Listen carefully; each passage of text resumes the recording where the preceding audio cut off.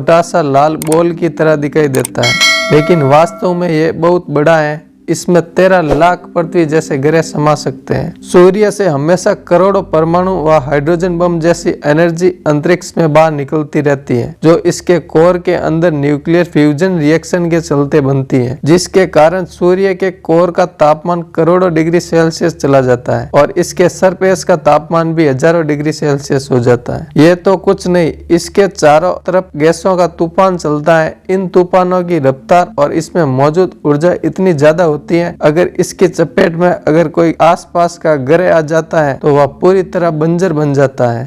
इसका एग्जाम्पल हम सूर्य के करीब स्थित मरकरी और वीनस ग्रह को देख सकते हैं, जहाँ का तापमान 400 डिग्री सेल्सियस है।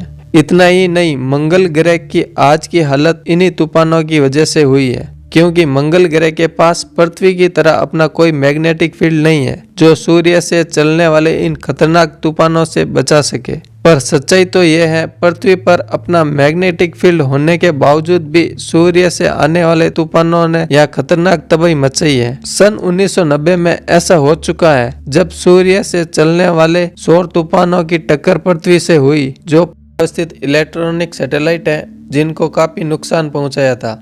इससे अरबों डॉलर का नुकसान हुआ। पूरी दुनिया का कम्युनिकेशन एक दूसरे से प्रभावित हुआ।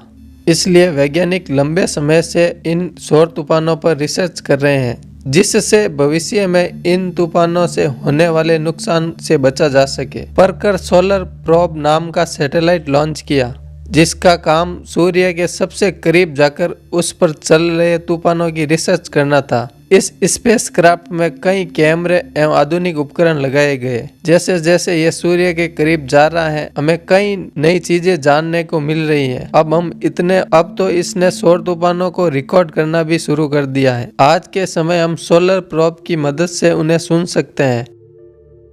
आज हम इस वीडियो में सूर्य से निकलने वाले 6 ऑडियो सुनेंगे, जिन्हें सोलर प्रोब ने रिकॉर्ड किया। साथ ही कुछ तस्वीरें भी देखेंगे जो अब तक की सूर्य की सबसे करीब की तस्वीरें हैं।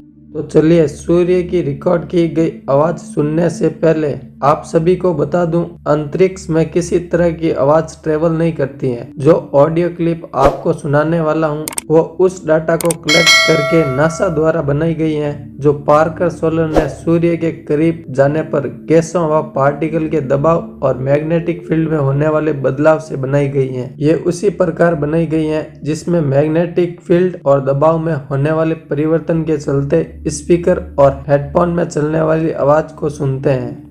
अब जो ऑडियो सुन रहे हैं वो पार्कर सोलर प्रोब के एंटर होने के दौरान प्लाज्मा व इलेक्ट्रॉनिक पार्टिकल के दबाव से रिकॉर्ड करके बनाई गई है।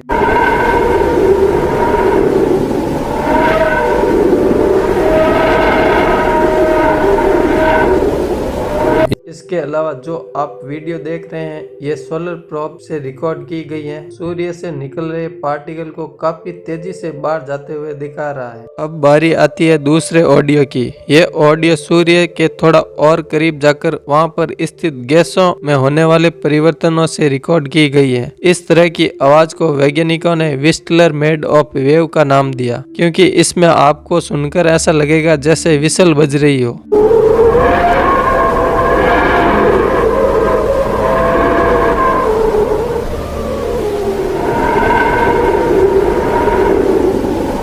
अब बारी आती है तीसरे ऑडियो की।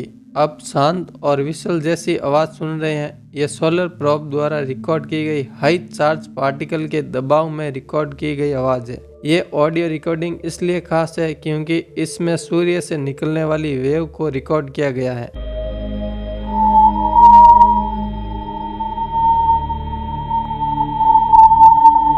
चलिए, अब चलते हैं हमारी चौथी रिकॉर्डिंग पर। अभी जो आपने आवाज सुनी है, ये सौर तूफानों के इफेक्टिव वेव से पैदा हो रही थी। इस तरह की वेव सूर्य के काफी करीब जाने पर पैदा होती है।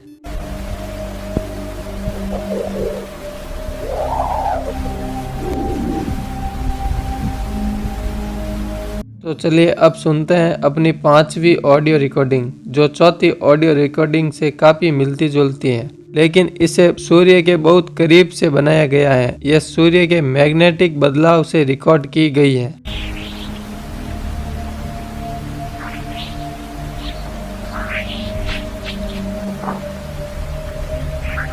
चलिए अब बढ़ते हैं सूर्य की आखिरी रिकॉर्डिंग की तरफ। यह रिकॉर्डिंग इसलिए खास बन जाती है क्योंकि यह पहली ऐसी रिकॉर्डिंग है जिसे सूर्य पर चलने वाले सौर तूफान और मैग्नेटिक फील्ड डाटा से रिकॉर्ड नहीं किया गया है, बल्कि यह रिकॉर्डिंग छोटे छोटे पत्थरों की है जो सूर्य की स्ट्रॉन्ग ग्रेविटी से बंधे हुए हैं और सोलर प्रोब के 70,000 किलोमीटर की स्पीड से सूर्य की ओर बढ़ने पर इससे टकरा रहे हैं।